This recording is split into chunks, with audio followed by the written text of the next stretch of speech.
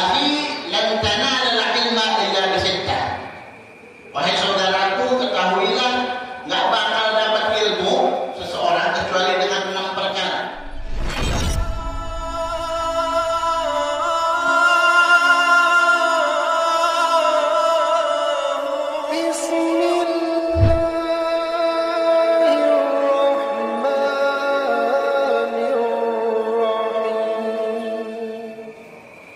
Assalamualaikum warahmatullahi wabarakatuh. Waalaikumsalam warahmatullahi wabarakatuh. Seperti biasa, sebelum kita mulai pengajian pada malam hari ini, mari bareng-bareng bersama-sama kita membacakan niat di dalam menuntut ilmu. Mudah-mudahan apa-apa yang kita niatkan menjadi amal ibadah di sisi Allah Subhanahu wa Ta'ala. Amin. Bismillahirrahmanirrahim. Bismillahirrahmanirrahim. Nawaitu Ta'alluma wa ta'lima wal ifadata wal istifadata wal hassa ala tamassuki fi kitabillahi wa sunnatir rasuli wa da'wata ilal huda wa dalalata ala al-khair. Alhamdulillah ala ni'matillah wassalatu wassalamu ala rasulillah sayyidina Muhammad bin Abdullah wa ala alihi wa sahbihi wa man wala wa la hawla wa la quwwata illa billah.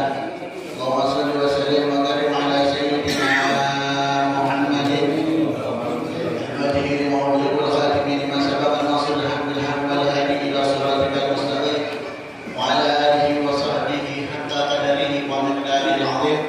Rabbi shrah li sadri wa yassir li amri wahlul 'uqdatam min lisani yafqahu qawli. Amma ba'd.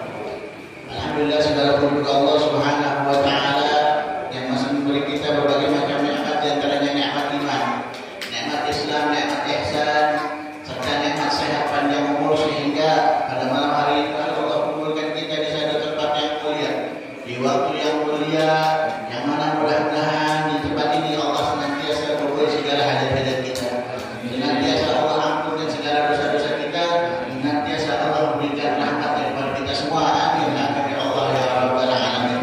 Salawat beriring salam tak lupa kita curahkan hari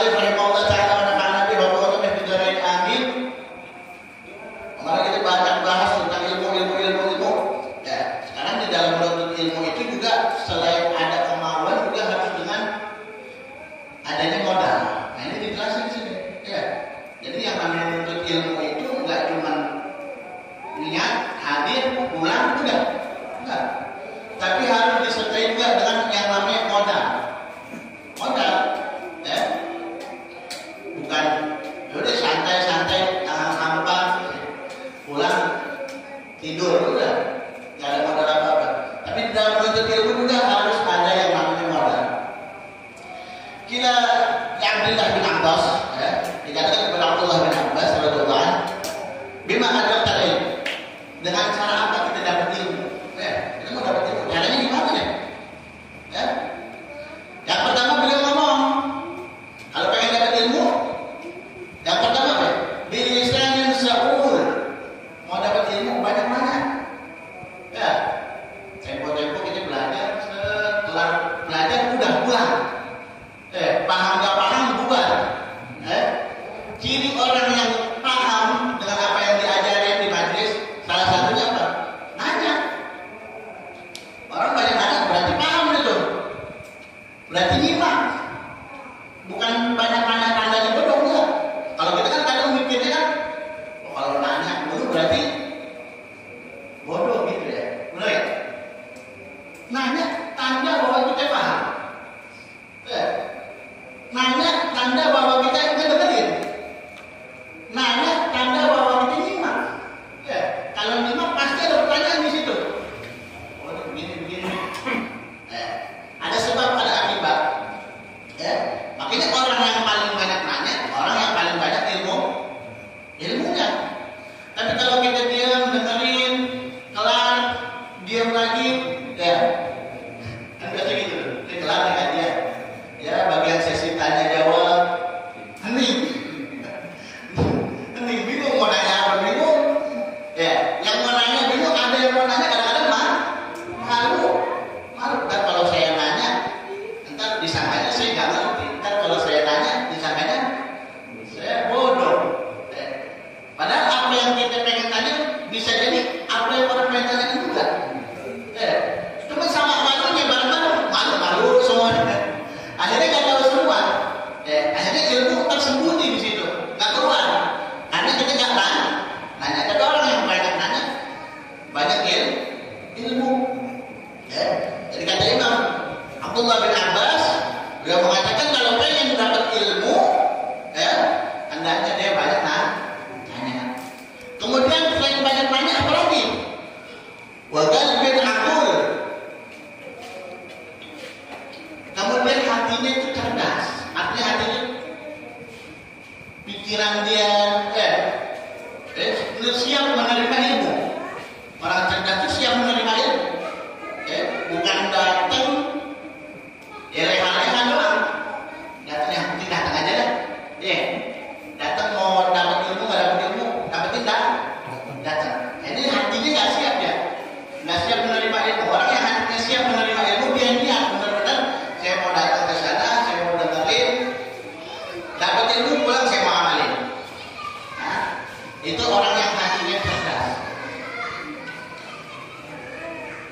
Terus yang ketiga, waqafun bazul, berkorban dengan harta. Majlis tanpa ada dana wahdana, berjalan ya? Berjalan. Harus ada dana wahdana. YouTube aja itu mencari ilmu di YouTube pakai modal, apalagi kita menghadir majlis. Terus orang bilang, apa ya Ustaz harus ikhlas sekarang? Ustaznya nggak ikhlas, insya Allah. Cuma keluarga di rumah nih. Ngomongnya.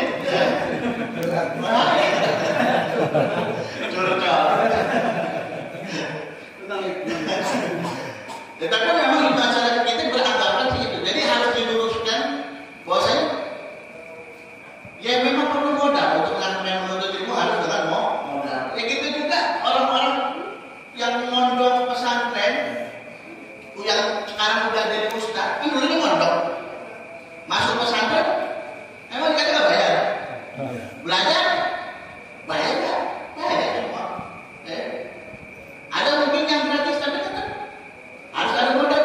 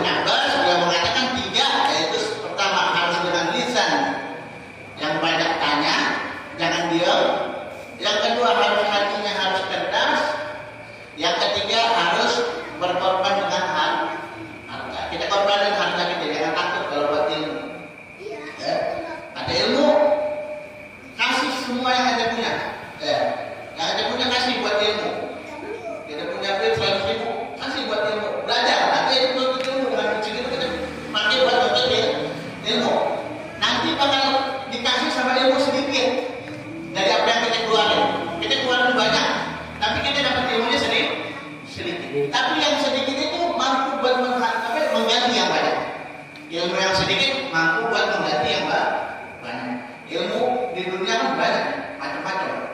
Mau ilmu agama, mau ilmu kedokteran, mau ilmu arsitek, semua kan ilmu semua. Kita habiskan duit kita buat belajar kedokteran. Habis duit kita buat belajar kedokteran. Pintar kita jadi dokter. Bisa balik modal ya? Bisa. Oh, balik modal. Sekarang ini berobat aja. Datang. Anak kemarin sakit lambung. Pergi berobat ke klinik. Cuma ditanya dong, gimana sakitnya sebelah mana? Terus ini dok. Pegang ini. Oh ya udah catat. Turun. Apa namanya? Nebus obat 100.000. Dok pegang-pegang dong. 100.000 bayar. Kalau kita nanya, kalau kita pikir, nah, cuma dipegang-pegang dong bayar 100.000. Kok bisa kayak gitu? Bukan masalah dipegang-pegang ya bos, bukan. Tapi ilmu yang dia punya yang kita bayar, sehingga kita bisa tahu, oh ini manfaatnya di sini, oh ini sebabnya ini, oh perkaranya ini, itu yang kita bayar. Ya kita nggak paham, karena kita nggak paham, jadi kita bayar dia supaya dia kasih tahu sama kita. Oh ini penyakitnya di sini, ini obatnya ini. Kalau kita sakit perut, dulu wah sakit perut, wah ada minum angin ah, wah ada minum asal-asalan mati ya, belum mati. Sakitnya sakit perut jangan diminum obat pusing, atau sakitnya sakit perut jangan minum obat yang lain, nggak nyambung, nggak sesuai dengan tuntunannya, mati kita karena nggak tahu. Makanya kita bayar orang, bayar dokter. Keluar kita jadi dokter, nah baru ada ilmu kita dipakai sama orang. Udah punya ilmu, baru ilmu dipakai, diamalin, baru manfaat. Kalau nggak diamalin nggak manfaat, udah keluar duit capek-capek, pulang dokter nggak jadi dokter, nggak jadi diamalin, nggak manfaat, nggak mendatangkan kebaikan, nggak manfaat buat kita, nggak manfaat buat orang. Kemudian di sini Imam Syafi'i, Ansyad Asy-Syafi'i rahimahullah taala. Imam Syafi'i mengarang sebuah syair. Ada syair dari Imam Syafi'i. Apa kata beliau? Akhi lan tanala al-ilma illa bi sittah. Wahai saudaraku, ketahuilah enggak bakal dapat ilmu seseorang kecuali dengan 6 perkara. Saurika ala tafsiliha bi bayan. Saya akan kasih tahu dengan terperinci nih, dijelasin sama Imam Syafi'i. Yang pertama, zakat. Orang kalau mau menuntut ilmu, tadi seperti kita bilang harus cerdas, harus siap. Hatinya harus cerdas, harus siap untuk mendapatkan ilmu. Yang kedua, ilsin, harus rakus. Rakus kita, jangan cuma nama makanan. Makanan bukan semua. Ilmu, kita mau niat mau hadir majlis, kita dari jauh-jauh udah siap-siap. Wah, anak mau menuntut ilmu, anak harus siap-siap buat menerima ilmu nih. Nanti semua apa yang diomongin sama Ustaz harus ada catat, ada rekam, ada ingat, ada belajar. Itu namanya rakus. Kemudian yang ketiga, wal ijtihad, sungguh-sungguh. Karena kalau menuntut ilmu harus sungguh-sungguh, nggak bisa leha-leha dapat ilmu. Yang keempat, wabullah, modal. Balik lagi tuh, modal. Bil fulus kul syai'in mulus. Itu aja udah ingat tuh. Ingat itu. Yang lain mah apa kalau tadi gitu tuh ya. Bil fulus kul syai'in mulus. Harus dengan modal. Wa suhbatil ustaz. Nah, ini yang penting juga, harus ada ustaznya. Harus ada gurunya. Harus ada yang membimbing. Kita belajar menuntut ilmu, bisa baca buku, kita bisa dulu baca buku. Bisa dapat ilmu dari sini.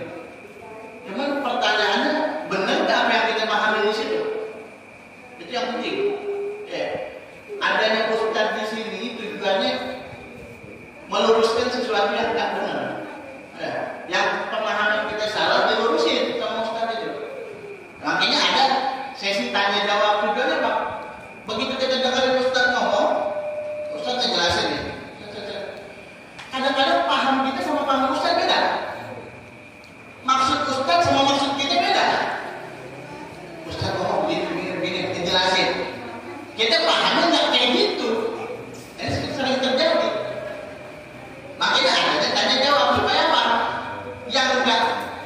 supaya kita kira, kok kayaknya apa yang Anda pahamin sama yang Ustaz pahamin beda nih.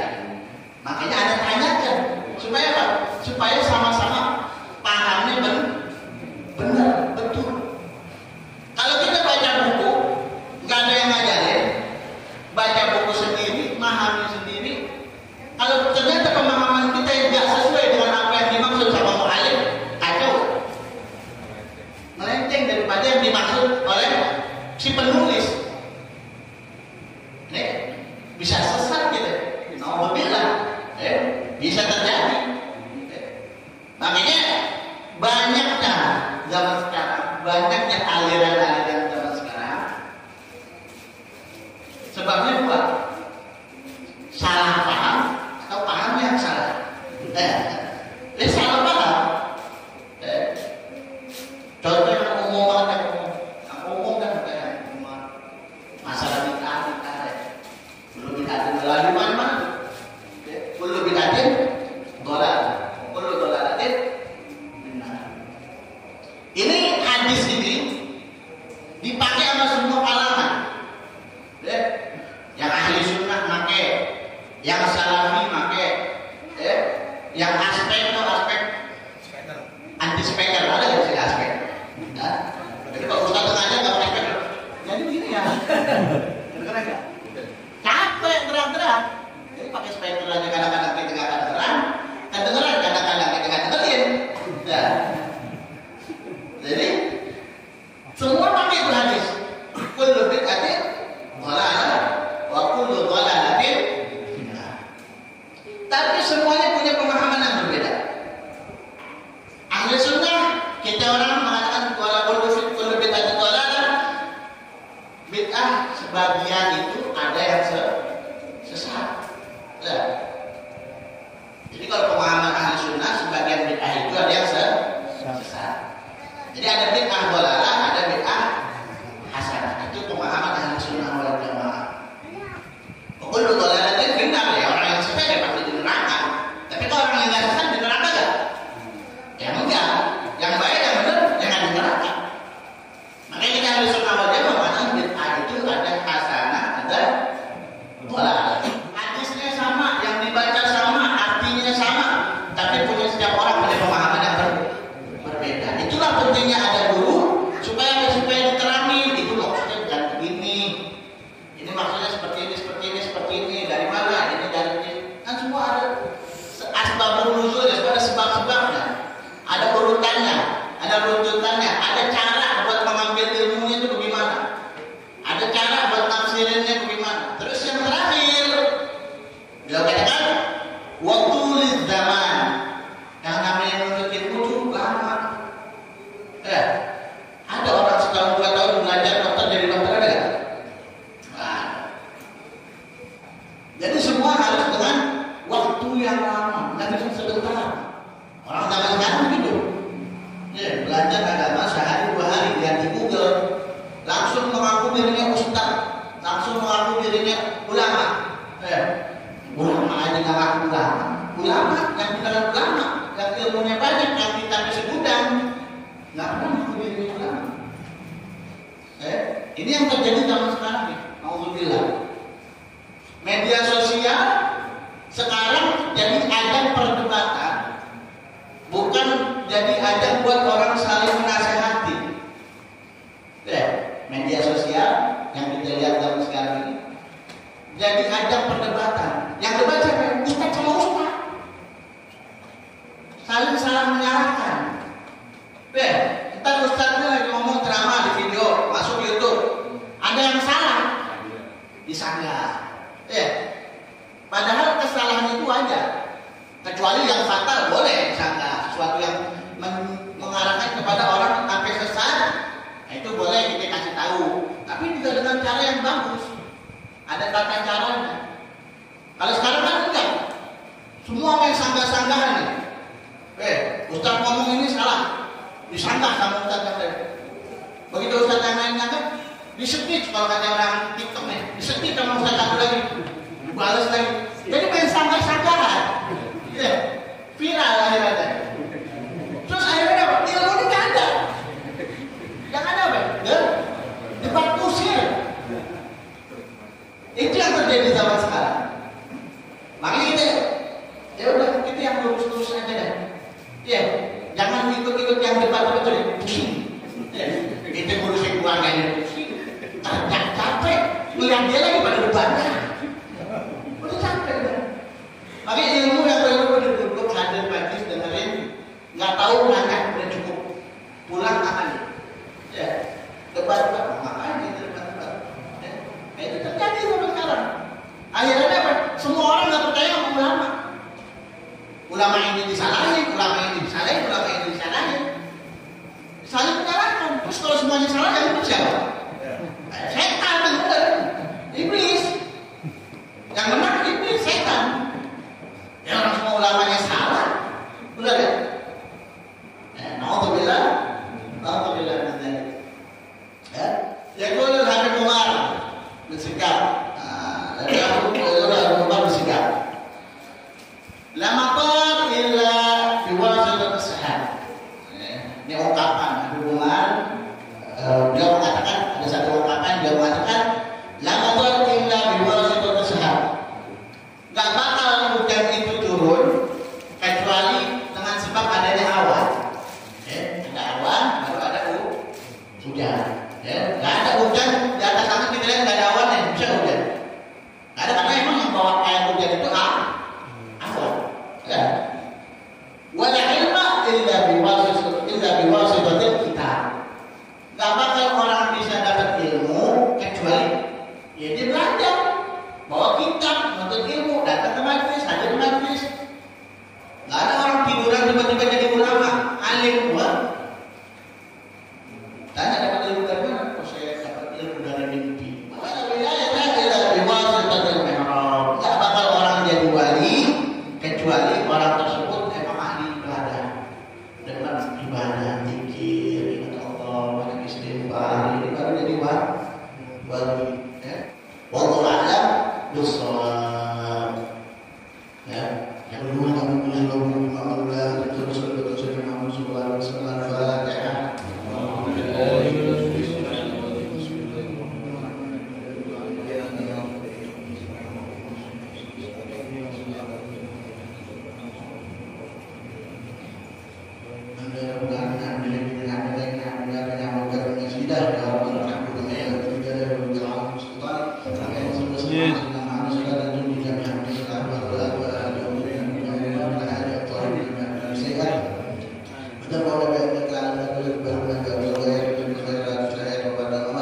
Amin.